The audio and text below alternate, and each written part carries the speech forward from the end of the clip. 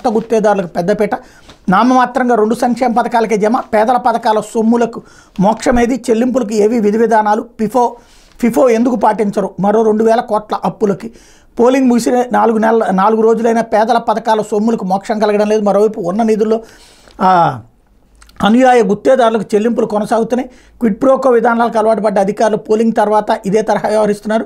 గత గురువారంలో రాష్ట్ర ప్రభుత్వం ఖజానా నుంచి దాదాపు 4,000 కోట్ల మేర చెల్లింపులు చేసింది. ఇందులో 1,480 కోట్ల ఆసరా సొమ్ములు, 502 కోట్ల విద్యాదీవెన సొమ్ములు మాత్రం లబ్ధిదారుడికి చెల్లించారు.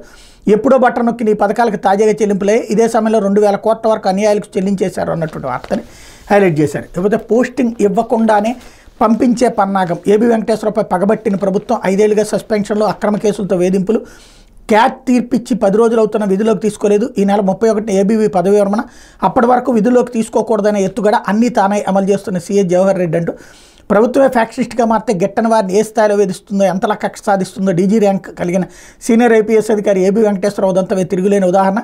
గత 5 ఏళ్లుగా ఏబీవీకి పోస్టింగ్ ఇవ్వకుండా సస్పెన్షన్ల మీద సస్పెన్షన్లు విధించి అక్రమ కేసులతో ఇబ్బంది పెట్టిన జగన్ ప్రభుత్వం, వైకాపా వీరభక్త అధికారగణం ఆయనపై ఇప్పటికే అదే ధోరణితో కొనసాగిస్తున్నాయి.